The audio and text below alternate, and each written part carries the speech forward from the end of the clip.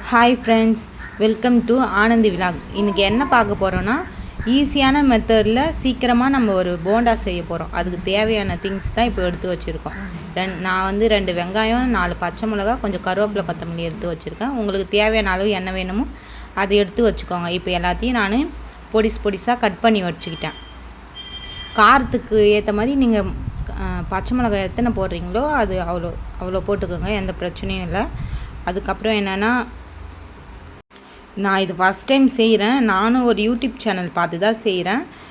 உங்களுக்கு இது பார்த்து உங்களுக்கு பிடிச்சிருந்தா நீங்கள் ட்ரை பண்ணுங்கள். ட்ரை பண்ணணும்னு எதுவும் கட்டாயம்லாம் கிடையாது. நான் வந்து 2 வெங்காயம் எடுத்திருக்கேன், அது பொடிசாக கட் பண்ணி எடுத்திருக்கேன். இதுக்கு என்னென்ன திங்ஸ்னால், ஃபஸ்ட்டு நம்ம ஒரு காலி பாத்திரம் எடுத்துக்கின்னு அதுக்கு வந்து நம்ம வீட்லேயே அரைச்சிருப்போம்ல இட்லி மாவு, அது வந்து நான் 1 கப் போட்டிருக்கேன். 1 கப் இட்லி மாவு போட்டிருக்கேன். புளிச்சு வந்த மாவு தான் போடணும், அப்போ தான் நம்மளுக்கு அது ஈஸியாக இருக்கும். ஏன்னா உடனே நம்ம இந்த சோடா மாவு எதுவுமே போட வேணாம், உடனே நம்ம போடலாம். அதுக்கப்புறம் நான் என்னோடய கையில் 1 பிடி அளவு கடல மாவு போட்டிருக்கேன். உங்களுக்கு எவ்வளோ வேணுமோ அதுக்கு தேவையான அளவு நீங்கள் போட்டுக்கலாம். எனக்கு 1 கைப்பிடி வேணும்னு சொல்லிவிட்டு 1 கைப்பிடி கடல மாவு, அதே 1 கைப்பிடி அரிசி மாவு எடுத்துருக்கேன், பச்சை அரிசி மாவு. நீங்கள் வீட்டில் இருந்தாலும் எடுத்துக்கலாம், இல்லை கடையில் வாங்கி கூட எடுத்துக்கலாம். அடுத்தது நம்ம கட் பண்ணி வச்சுருக்கோம்ல ஆனியன், பச்சை மிளகா, கருவேப்பிலை, கொத்தமல்லி அதெல்லாம் போட்டுக்கலாம். நீங்கள் எக்ஸ்ட்ரா அந்த சோம்பு நம்ம வடைக்கெலாம் யூஸ் பண்ணுவோம்ல, அந்த சோம்பு இருந்தால் கூட யூஸ் பண்ணிக்கலாம். ஆனால் இப்போதைக்கு இதுதான் இருக்கிறதுனால நான் இந்த திங்ஸ் மட்டும் எடுத்துக்கிட்டேன். இது கேமரா வந்து என்னோடய தங்கச்சி கேமராமேனாக இருக்கா, அவள் வந்து எனக்கு வீடியோ எடுக்கிறதுனால அது ஈஸியாக இருக்கறனால நாங்கள் எடுத்துகிட்டு இருக்கோம். நெக்ஸ்ட்டு என்ன, நம்ம எல்லாத்தையும் மிக்ஸ் பண்ணணும். தேவையான அளவு சால்ட்டு போட்டு எல்லாத்தையும் மிக்ஸ் பண்ணணும். மிக்ஸ் பண்ணிவிட்டு நான் கொஞ்சம் எக்ஸ்ட்ரா கடல மாவு போட்டுட்டேன், அதனால் எனக்கு ரொம்ப கட்டியாயிடுச்சு.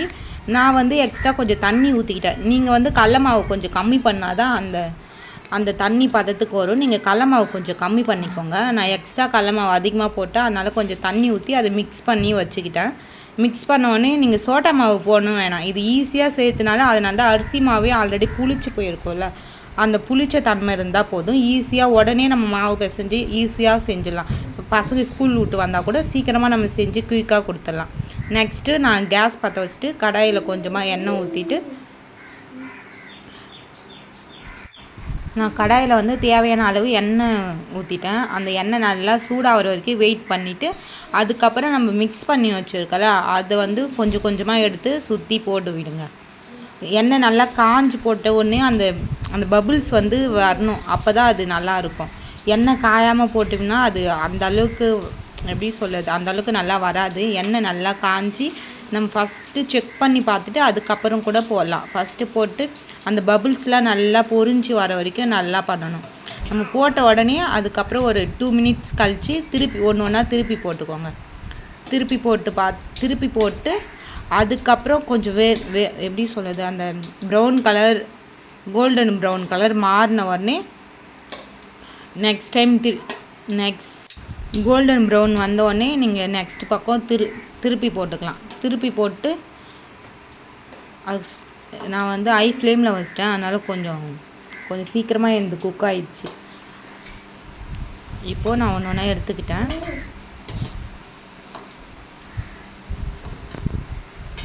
உங்களுக்கு ஓகேனா செஞ்சு பாருங்கள், இல்லைனா நீங்கள் ட்ரை பண்ணணும்லாம் அவசியமே கிடையாது.